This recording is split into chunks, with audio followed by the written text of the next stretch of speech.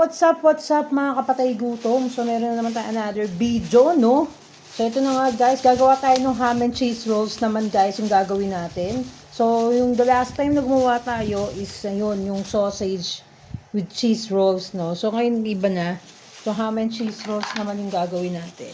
So, meron tayong CDO, ham, ang ating keso, at ang ating wheat bread. Tapos, kailangan natin ng breadcrumbs, syempre guys. No, breadcrumbs. At itlog guys, kailangan natin. So, ito yung gamit nating breadcrumbs. Napakagandang breadcrumbs talaga. Sa lahat na nagamit kong breadcrumbs, itong Mega Prime Choice, yung pinakamaganda talaga. As in, napakabango niya guys, no? Lalo na siguro pag nagluto tayo ng tempura, tinry natin gamitin itong breadcrumbs na to. Talaga yung amoy niya guys, talagang asin, talagang mabango. Hindi ka pares ng iba na ginagamit ko guys, no? So, kuha na nga tayo ng itlog. At ihahampas natin sa loob ng mga ito. Hampas na natin yung itlog, guys, sa loob. So, ready na natin lahat ng ating mga kailangan, guys. So, stay put lang kayo dyan. At kailangan natin ng lagayan ng itlog. Kasi kailangan natin batiin ng gusto itong itlog, guys. So, favorite nyo rin ba ang itlog sa pagbabate? So, kailangan natin ilagay yung itlog dyan sa ating gold na bowl. So, yan. So, itong ating lagayan na itlog na napakaganda. So, babatihin na natin ng bonggang-bongga yan. So, batihin na natin, guys. So, ito ba yung pinaka-favorite nyong part, yung pagbabati ng itlog? Ako, ito yung pinaka-paborito kong part talaga ng pagbabati. Guys, kailangan bating-bati siya, guys. So, ayusin natin ang pagbabati, guys, no? Kaya pag hindi natin inayos yan, hindi magiging maganda ang ating kinabukasan. So, ayun na nga, guys. So, i-ready naman natin yung ating ham. Diba? Itong ating ham is CDO ham. Napakamahal na pala nito. Is 80 pesos na pala ang isa nito, guys. 80 pesos na siya, guys. So, yan. Binili lang natin to dun sa pinagbila natin ng langganisang lukbang kanina. Dahil nakaalis tayo, guys. So, yan. Yan. Ayusin natin. So, ganyan na nga. Tapos, yan. Okay na. So, kailangan naman natin yung bowl ng breadcrumbs, guys.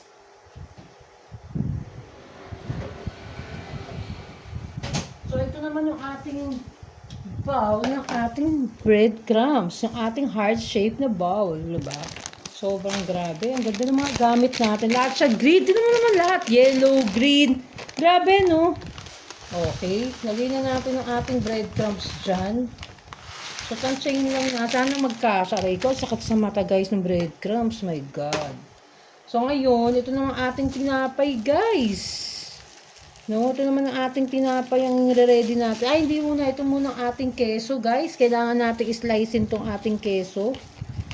Slicein natin ang keso natin, guys. No? Kailangan maayos ang ating pag-slice sa kesong to. Kaya pagkakasyahin natin, guys. No? So, yan. So, yan. Ganyan lang yung gagamitin natin keso, guys. Half lang. No? Kailangan natin magtipid, guys. So, yan. So, ganyan. Hindi natin yung keso, diba? Okay? Kita nyo na ba yung keso? So, i-slicein lang natin siya, ganyan, na pag-slice. So, kasi ang sarap kasi guys, yung pag naluto to sa loob, nag-melt siya. Sobrang sarap nito guys. As in, sobrang sarap niya. So, yan. I-slice natin ng ganyan-ganyan. So, yan. Nasarap ng keso. Hilig ba kayo sa keso guys? Ako, sobrang hilig ko talaga sa keso. Yan. Okay na? So, ready to fight na tayo guys. Ayan. So, anin naman natin yung ating bread. So, itabi-tabi natin lahat dyan. Anin naman natin yung bread natin. So, hindi na natin ipa-flatten yung bread, guys. Huwag na natin i-flatten kasi nakakasayang ng oras, guys. So, time is gold. Dalalahanin nyo. Okay? So, yun na nga, guys. So, ipapatong na natin, guys, ang pangmalakasan na ham. Ipatong na natin, guys. So, nga tayo mo, isang buo na ham ba ilalagay natin o kalahati lang? Dahil nagtitipid tayo, kalahating ham lang ilalagay natin, guys. Okay? Total, hindi naman, okay lang yung kalahati. Saktong-sakto na yan kasi may cheese naman tayong ilalagay. Okay? So, hindi natin kailangan na malaking ham ang ilagay. So, ganyan lang. So, dapat mayroon kayong gunting na ganito, guys, no? May gunting kayong pang, ano, dun sa ating, ano, okay. So, nakikita ang paa niya. So, kailangan nating i-zoom, guys, dahil kasi nakikita yung paa. So, yun na nga, ganyan na nga, okay na siya, di ba? So, sunod na natin yung mga kesong pang malakasan to the highest level, guys. Yan. Kasi kung dito the highest level, walang mangyayari sa atin, guys. Kailangan to the highest level lagi. Okay, yun tatandaan nyo, guys. No? Huwag yung bira ng bira, kailangan to the highest level lagi. So, tsaka natin siya i-flat. Tsaka natin siyang i-flat ng ganyan, guys. No? Okay. So, pag flat na, pag ganyan na siya lahat, tsaka natin siya gawing, ano, lagyan ng breadcrumbs. Guys. So, yan. Yan. Pitpitin lang natin ng ganyan, guys. Masarap sana to, guys, kung meron tayong, ano, red bell pepper. Lagi natin nakakalimutang mag, ano nun, red bell pepper. Yan. Sarap, guys. Ang ganyan, di ba? Pitpitin. Pitpitin ng pitpitin. Dagdagan natin yung isa dahil kasi nakakaawa. Sobrang nipis ng cheese niya, guys. So, yan. Ganyan. Grabe. Ganyan, guys. Yan. So, i-stack na natin to sa loob ng rep natin para pag nagugutom tayo sa gabi, init na lang natin doon sa oven. Naka-tupperware naman siya, guys. Kaya, diba, okay na okay. So, ang ganda talaga ng bread natin. Yung texture ng bread natin, sobrang sarap nito. No, yung New Bake, ito lang, grabe ka, price din niya yung, ano, isang brand na napakakilalang brand, guys, ng tinapay, pero grabe yung kanipisan, to the highest level, diba? Sana man lang kung ganun kalipis, no, i-adjust nyo yung mga presyo nyo, hindi yung manipis yung tinda nyo, wala nakakwenta-kwenta, ganun pa rin, nag-stay put pa kayo sa ganung klaseng presyo, maawa kayo sa mga namimili, guys, no? Yung mga gumagawa na maawa kayo sa mga namimili na gusto lang nilang makakain ng tasty ng ganyang bread, no? Pero hindi pa sila masasatisfied do sa kakainin nila dahil kasi sobrang nipis, guys. Kasi nakakaya naman do sa ano na yun, sa nipis niya. So ito, nakalagay lang sa rep tong bread na to, pero as in talaga yung pagiging ganda nung ano nung tinapay, nandun pa rin yung ano niya, yung pagka-wheat bread niya. Samantalang yung isang bread na sinasabi ko sa inyo, na napakakilalang tinapay na yun, no, walang kakwenta-kwenta na, guys. Nakakaya ng ipang-vlog yung tinapay na yun, di ba? Sobrang nakakaya. Yun, bilhin nyo to. Ito, wheat bread pa to. Yun, plain, ano lang siya. Plain bread lang siya, as in talagang white bread lang siya. Pero, grabe. No? Kaya yun lang yung mga explanation natin. Sana, kasi pag bumimili tayo, guys, no, wag yung basta-basta bibili lang tayo sa grocery na makakita lang tayo ng branded na mga nabibili natin tinapay, yun na kagad yung kukunin natin. No, hindi natin iisip yung pwede naman tayo makahanap. Kabaris nito, talagang naghanap talaga ako, guys, ng ayan, no, freshly baked, new bake. Diba? Wheat bread. Diba? Oh, samantalang gawa rin pala to. My God! Ba't ganun? Yung brand na sinasabi kong mamahalin, gawa rin niya to. Mahal din mo. Gawa rin niya. Bakit ganun? Same lang pala nung gumawa. Ba't ito, mura? Ay, hindi, magkaparehas lang ng price. Pero, yung quality, iba. My God, ba't kailangan ganun? Kaya naman pala nilang gumawa ng gantong tinapay na ano, Diyos ko, Mario Joseph Santissima, gusto ko. Nakakagawa naman pala sila ng sapat na ano, bakit kailangan nilang ibayin yung pangalan? Di ba? Tapos maganda yung quality ng tinapay na iba. Oh my God. Niinit yung ulo ko, ha? Niinit yung ulo ko. Ha? Niinit yung ulo ko. Buti na tinignan ko yung wrapper, guys. Same lang pala nung ano. Kung ano yung gumawa nung tinapay na sinasabi ko sa inyong napakanipis. Yun din pala yung gumawa nun. Yung tinapay na binabanggit ko. Diba? Ba't kailangan pa, iba pang brand to. Kailangan nilang gumawa ng ibang brand ng tinapay. Kaya naman pala nilang gumawa ng napakagandang tinapay. Hindi pa ganun yung kapares ng tinapay na ano, diba? Grabe. So, ayun na nga guys. Sana magkasya yung breadcrumbs natin. Sana magkasya yung breadcrumbs. So, ito na lang isa. So, nakatipid tayo guys. No, may natira pa tayong ham. So, magagamit pa natin yung ham sa iba pang lulutuin natin. So, ang nagawa ko, ang na-consume kong ham is, ilang pieces ba to? Siguro na-consume kong ham, 4 lang. Ay, di, bilangin natin, 1, 2, 3, 5 ham. Kasi ang nagawa natin, 10 pieces, guys, 10 pieces. So, ayan na nga, guys, ganito na nga gagawin natin. So, papakita ko na sa inyo kung paano ilublob tong tinapay dun sa ating breadcrumbs at dun sa egg. So, ito na nga yung ating itlog na binati natin ng pangmalakasan. So, ilagay na muna natin dito sa ating, wait lang, usog natin guys, hindi makita yung ginagawa natin. So, yan. So, ayan na nga guys, lagay muna natin dito sa ating egg. Yung bread, ano natin, hayaan yung mag-swimming yung tinapay doon sa itlog na binati. Tapos, ilagay na natin sa breadcrumbs. Lagyan na natin ng breadcrumbs. So, ayan na nga guys. So, natitipid tayo sa breadcrumbs kasi nga, kulang, baka kulangin ng breadcrumbs natin, hindi natin malagyan ng bonggisos ang iba. So, ayun na nga, bumuka siya. So, ayan guys. So, yan. So, ganito. So, sana pag niluto natin, huwag siyang bumuka. Okay. So, kailangan natin pitpitin guys, kasi baka bumuka siya. Pag niluto natin. Yan. Ang ganda talaga ng breadcrumbs na to. Dito ako believe no, sa lahat na gamit kong breadcrumbs. Sobrang ganda niya. Sobrang ganda niyang gamitin. Tsaka pag niluto mo talaga siya guys, talagang as in talagang ano, yung bango talaga, yung may bango something na mabango talaga doon sa breadcrumbs. Yun, ganyan. So, ayan na nga. Sana magkasya. Okay. So, may stock na tayo guys na tinapay. So, kung nagutom tayo, bukas, almusal, meron na tayong naka-ready. Na iinit na lang natin doon sa oven guys. O, diba? Nakakuha na kayo ng tipid tips. Diba? Magkano lang expenses dito? Ang dami nyo nang makakain. 70 pesos. O, plus 70. Nakailang breadcrumbs na gawa na ako ha. Sobrang tipid. Yung breadcrumbs na binili natin, nakakatatlong gawa na ako ng ganitong tinapay guys. Sobrang tipid talaga. Yan. O, diba? Ang ganda. Wag lang mo siyang bumuka. O, diba?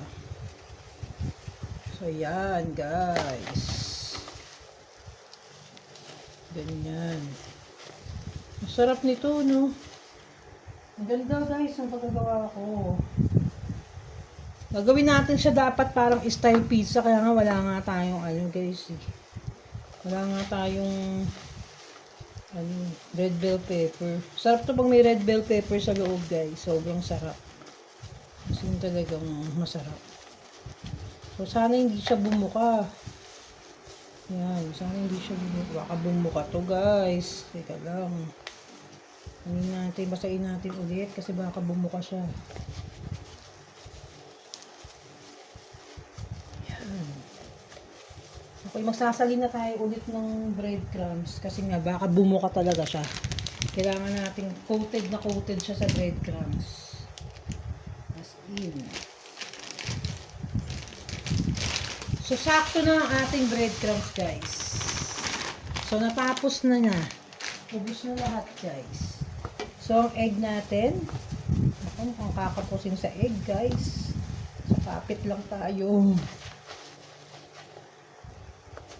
So, yan. So, i-dip pa natin yung iba. Halagyan pa natin ng breadcrumbs yung ibang bread na nandun kasi sayang itong breadcrumbs. Yan. Pwede rin pang tinda to, guys, no? Magtinda kayo ng ganito. Diba? Pang merienda. Sarap nyo, ham and cheese. So, ilang din yung nagawa natin, guys. So, ito na yung itlog. Sinakto na natin, guys. Yung ating mga pinagbabati kanina. Kitang-kita nyo naman paano natin siya binati, di ba? Napakaganda ng pagkabati natin dito. Magugustuhan ng lahat guys. Kasi maayos yung pagbati natin. Diba?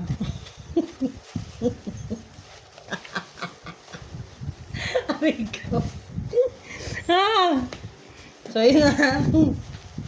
So, ayusin natin. Pipiin natin, guys. Dahil kasi baka nga bumukas siya. Dahil kasi pag bumukas siya, aba, ewan na natin, guys. Ito, katulad nito, bumubukas na. Tayo dyan. Bumukas na nga itong isa.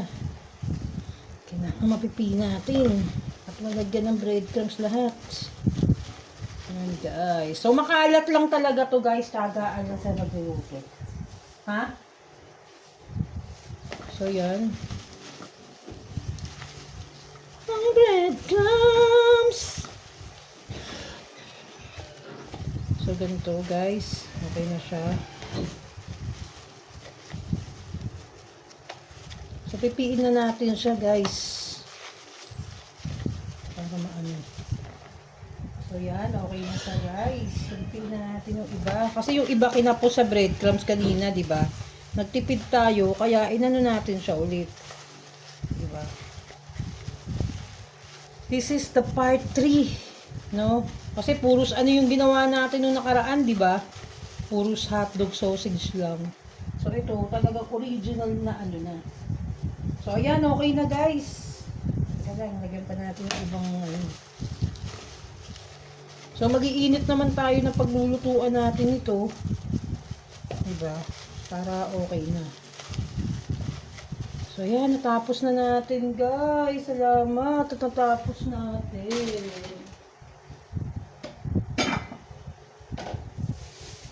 So, ayan na nga, guys. So, alisin ko muna tong ating, ano, guys. Ating...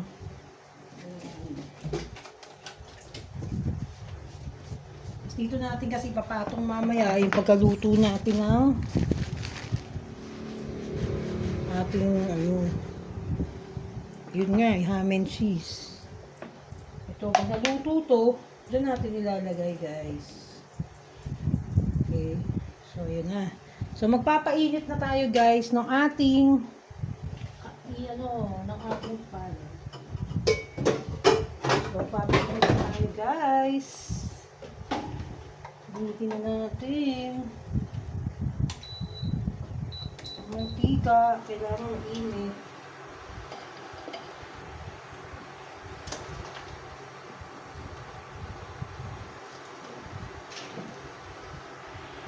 So, ano na muna natin itong ating paglulutuan. Yan, ay, manasan ko lang guys para, so kailangan bagong mantika syempre guys, diba? At lubog na lubog sa mantika dapat. Okay na siguro yan guys, ganyan karami. Okay na yan. Mauubos naman kasi mantika natin guys.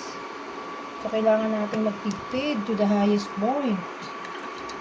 Nagdagan natin ng konti.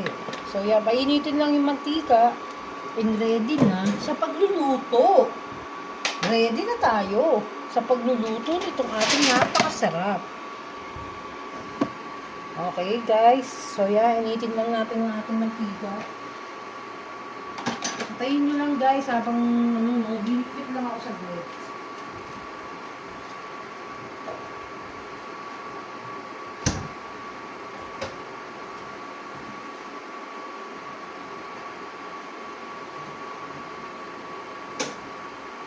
So yun na nga guys, hintayin natin uminit at i-ready na rin natin yung ating strainer.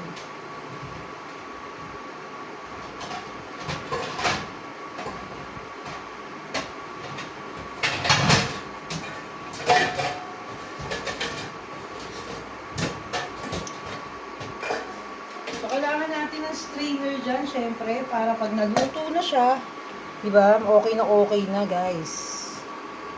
So, yan na yung ating mantika. Hintayin natin siya. Huminit guys, ng bonggacious para maganda yung pagkaluto natin mismo sa ating napakasarap talagang no? Sa ating napakasarap na ham and cheese rolls. Grabe to, guys.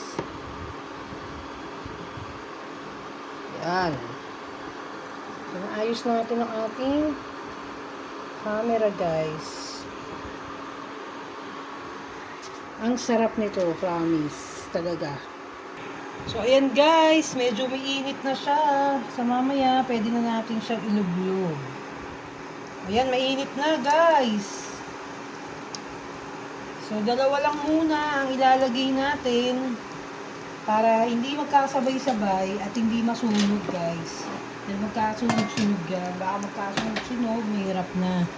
Diba? So, ang ganda, diba? Isang kita nyo guys.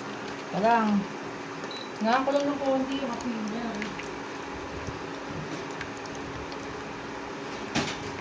So, ginamit na natin yung ating bagong tong. Dahil nga kasi guys, nahihirapan tayo pag maliit lang yung tong natin. So, gamitin na natin yung ating bagong tong. Tong-torong-tong-tong.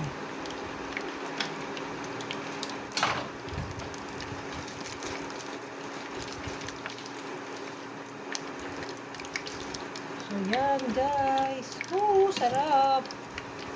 Ganda guys. Ang bango niya guys. Grabe. Ang bango niya. Ang bango niya. Ang bango. Grabe na to. O, diba? Yan yung mga luto natin. Yummy. Yes. Ayan na guys. Bango! Grabe ang bango niya. As in, ang bango niya. Grabe. O, diba? Perfect. Very perfect to the highest point. To the highest level point, guys. So perfect. Really perfect. The egg, the ham and cheese rolls, guys. This is so perfect. Sarap. Grabe.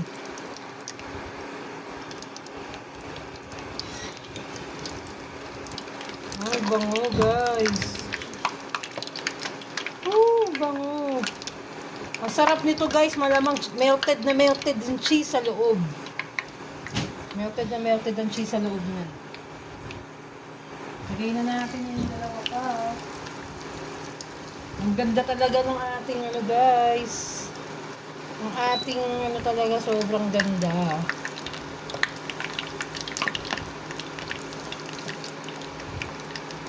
Grabe, ang bango. Oh, diba? Saan ka pa? Ang bango. So, inaalalayan natin para hindi siya masunog. So, crunchy nito, guys. Ang ganda, oh, talaga. Ang crunchy nito. Oh, grabe, guys, oh. Grabe, oh.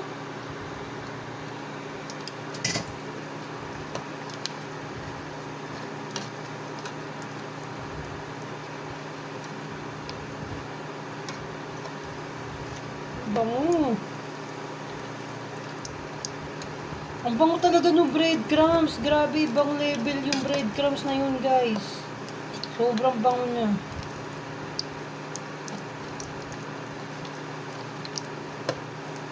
Yan. Melted na melted sa loob yan. Bango. So, perfect ang ating pagkagawa ngayon. Sobra. Lagi naman perfect eh. Guys. Maganda lang kasi yung pagkaano natin ngayon. Bango. Yummy talaga.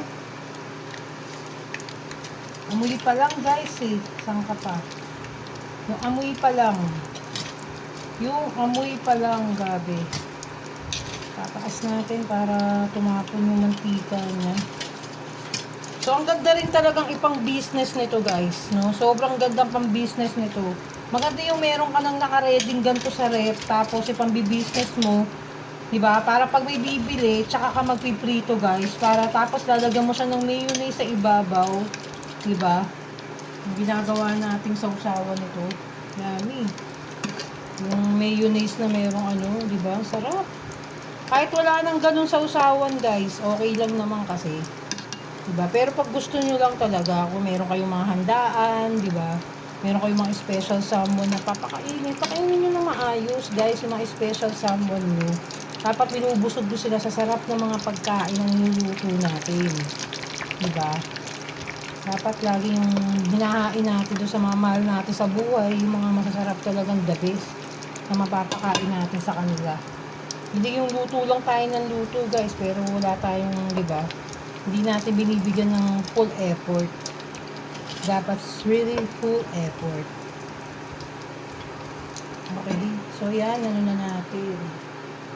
So, isa pa. Yan, sarap. Ang sarap guys. So, ito. Oh, diba? Yummy bells. Yummy. Oh, diba guys? Meron na, wala akong maisip na ini-merienda guys. Ito lang yung naisip ko na meriendahin. Para nga may pagkain na rin kami tomorrow, a breakfast, di ba? Kasi hirap eh. Para iniinit na lang, tapos mamaya, di ba, pag nagutom ka mamaya, may pagkain ka nang naka-ready. Sarap. Ang dami nating nagawa. Malagay lang natin to sa Tupperware. Tapos, tomorrow, pwede na natin iinit sa oven. Diba? Nakatipid tayo sa ham kasi half lang naman yung ginamit natin. Diba? Ganun lang, sapat na yun.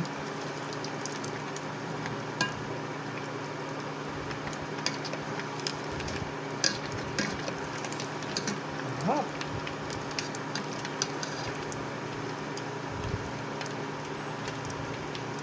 Naalala ko tuloy yung kaibigan ko si Alki. Yung kaibigan kong Matalix Laguna. Favorite din niya to guys. So, pinakain ko siya ng ganito. As in, pinag-take outan ko siya ng ganito. Dahil kasi alam ko kasi guys na limited lang kasi yung pera niya guys. Para budget niya sa pagkain sa araw-araw. So, yung nandun pa ako sa Laguna, pag nagluluto talaga ako guys ng masasarap, talagang siya yung lagi kong inuunang bigyan ng masasarap na pagkain. Dahil kasi gusto ko siyang matulungan guys. Hanggat nandun pa ako, di ba, natutulungan ko siya. Yun, hanggat sa dumating guys yung araw na hindi ko na pala siya makikita. No, yung, kaya pala ganun yung pagpaalaman namin sa isa. Kaya pala napakahigpit kong yakap niya. Pinagpaalam ako sa kanya na paalis na kasi kami noon. Nag-stop lang kami dun sa pinagtatrabahuhan niya guys, yung salon. No, kaya pala ganun yung nadama ko na ang lungkot ko, nakatingin pa rin ako sa kanya habang umaalis kami. Ganun, meron palang mangyayari na hindi maganda sa kanya. Hindi na pala talaga kami magkikita at yun yung huli namin na pagkikita pala niya. So, nakakaawa guys. Dahil kasi umalis kami nun sa Laguna as June 16 nata or 17. Tapos, ilang months lang wala na siya. Siguro, nagpakamatay kasi siya guys. Sorry nagpakamatay siya guys. Binuli kasi siya guys ng mga kaibigan niya. As in, binuli siya. Yun ang nakakaawa. Totoo pala yung talagang akala natin napakasaya ng mga tao, di ba? Kaya wag natin depression, nagkaroon din siya ng depression. Dahil kasi yung mother niya pala, yung mother niya at yung lola niyang na mahal niya. Mas mahal niya pa yung lola niya kaysa sa mother niya.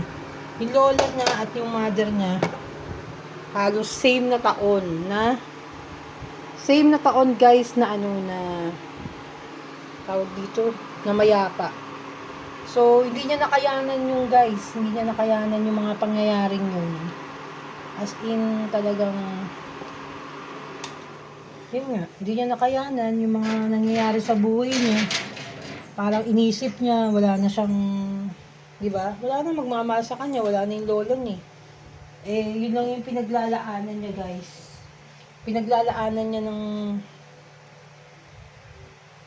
oras si lola niya lagi. At mahal na mahal niya yun. Kaya siya nagtatrabaho para doon sa lola niya.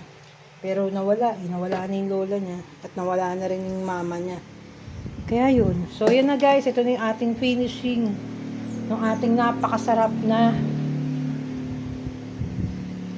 ham and cheese rolls. Yan. Pop.